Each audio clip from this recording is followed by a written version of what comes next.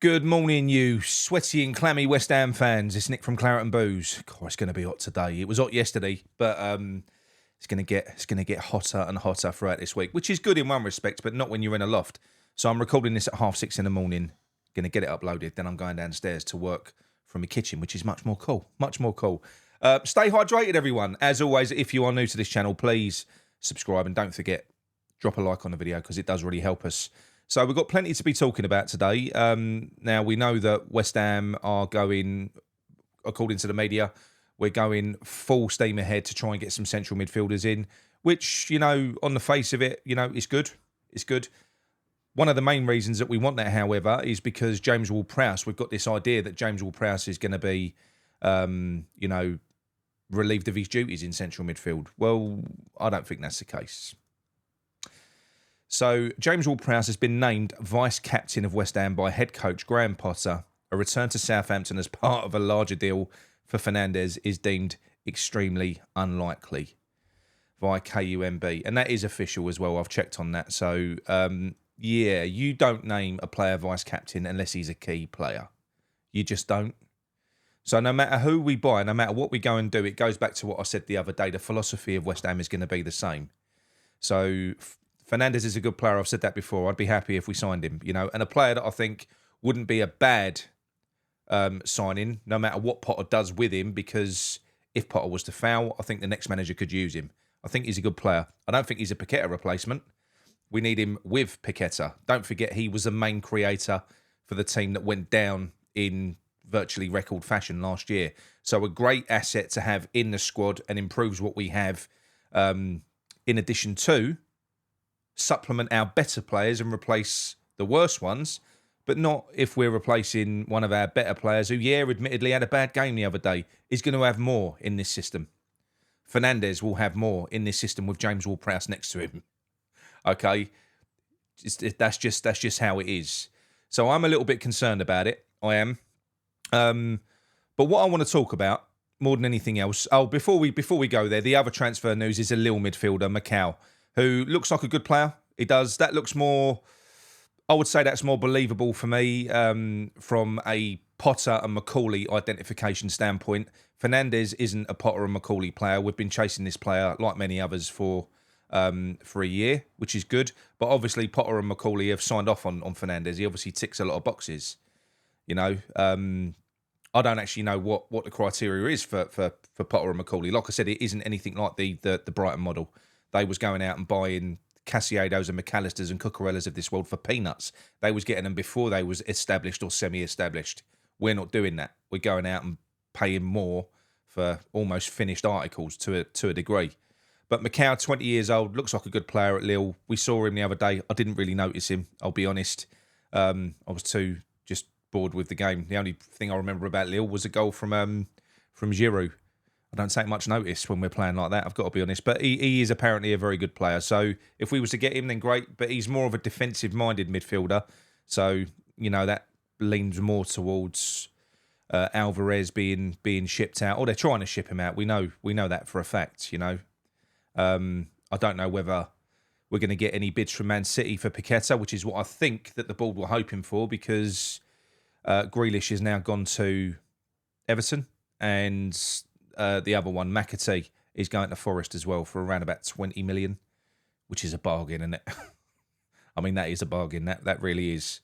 So, yeah, look, if we were to get Fernandez, I'd be happy. I would. But there is a wider issue here at West Ham that I want to talk about now.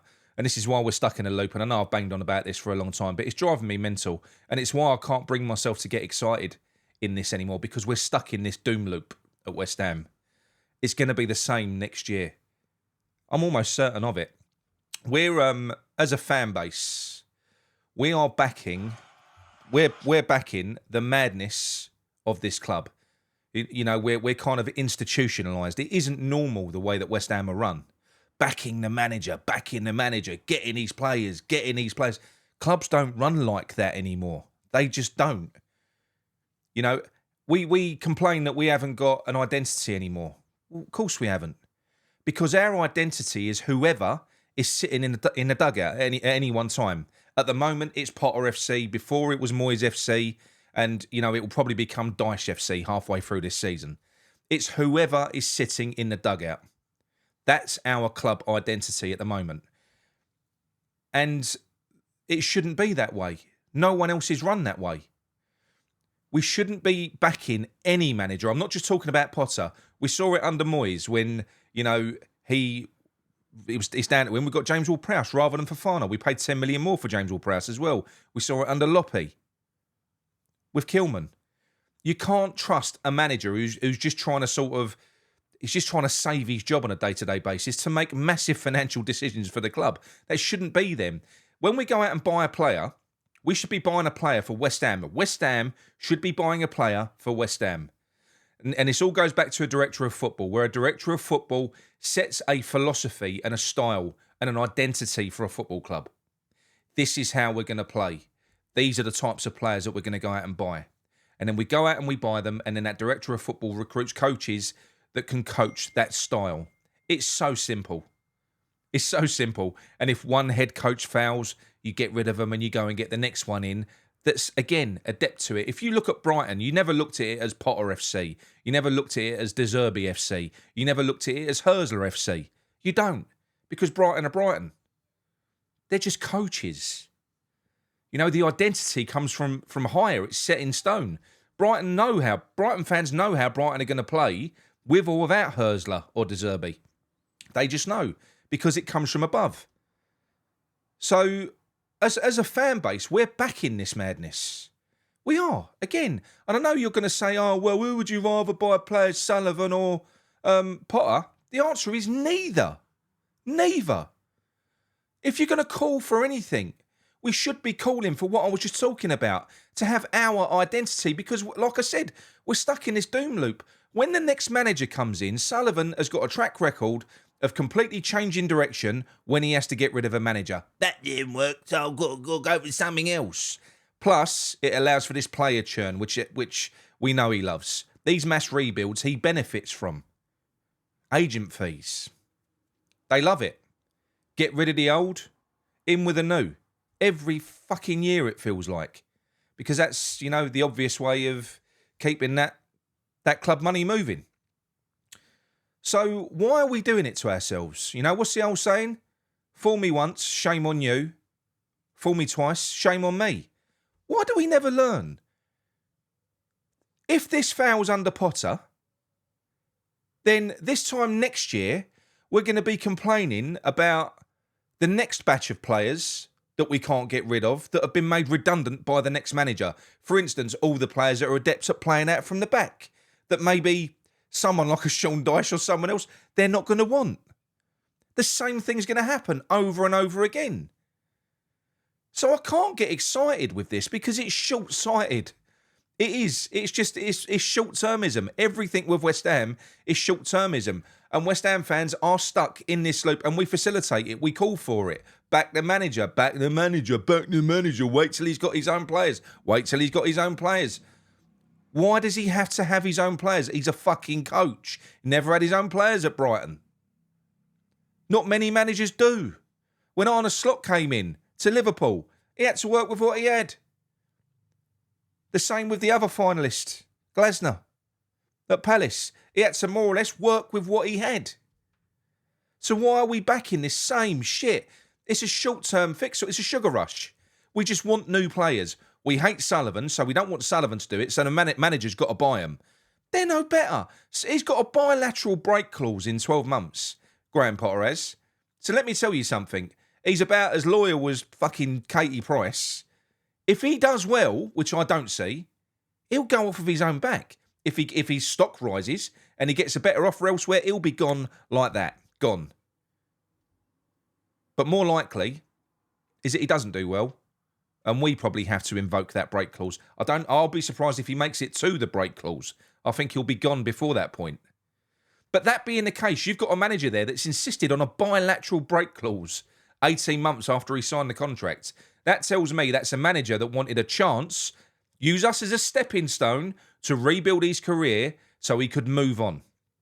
That's what that says to me. So I don't understand this. But even if it wasn't Potter, any manager, even a manager that I really wanted or that I was really excited about, you can't. The average lifespan of a Premier League manager is 2 years. You just can't build your team around one man. You've got to recruit the man that suits the players that you've got. You can't be having these massive rebuilds every window. We always will with Sullivan. It's always going to happen. But this is why, for me, I can't really get excited about it. I really can't. If we got Fernandez in, yay, brilliant. But go back to the start of the video. James Ward-Prowse, vice-captain, is a key player. He's always going to be in that midfield. More likely, Fernandez is going to replace Paqueta, which I know a lot of people will be happy about. That's up to you. To be honest, I'm past caring. I don't really care who we put in midfield. At this stage, when he plays the way that he plays, with those three midfielders tasked with doing the jobs that they're tasked with doing, I really don't think it matters who you put in the middle, because they are just defensive shields. That's all they are. You know? So, yeah, look, we shall see. I'm hoping that this doom and gloom that I've got will subside after we've played Sunderland and I've seen good football and I've seen something that's made me feel completely different. I won't feel differently about this, no matter what happens. Even if this works, even if we have a short-term bit of success and it works, it's not right because it's short-term. I want West Ham to have an identity again. I do. I don't want us to be Potter FC. I don't want us to be Moyes FC. I just want us to be West Ham. And this is our latest manager who's going to coach football and play it the West Ham way. That's what I want. Is that too much to ask? Not in my opinion. But look, anyway, I must go because my phone's starting to go. It's getting busy. It is a Tuesday morning. Enjoy your days. I will get happier as the week goes on and I'll start to forget all of this shit and put it to the back of my mind. Not forget it, but just ignore it for a little while because we're approaching football and, you know, it's starting and a lot of people are getting excited and I don't want to continue to piss on everyone's chips. But there's a lot of channels out there at the moment that are giving you stuff from a different angle. So it isn't like I'm piling on the misery. I'm not. I'm just giving you a different perspective. So if you want positivity and you want all the, you know, cheerleaders for what we're doing now, there's lots of them out there, loads. I think I'm just providing balance, to be quite honest. I am. I'm keeping myself grounded. I won't be proven wrong because, like I said, this could work with Potter. Very slim chance, but we could go on and have a really good season. But it's short-sighted. We will arrive back at this point again in the not-too-distant future. It's going to happen because of the way that we're run. So West Ham fans, in my opinion, shouldn't be calling for the manager to be backed. West Ham fans should be calling for one thing, to have a club identity, a director of football who has control, and that is it. It's as simple as that. You know, get with the times, in my opinion. Let me know what your thoughts are in the comments anyway. Speak to you soon. Come on, you irons.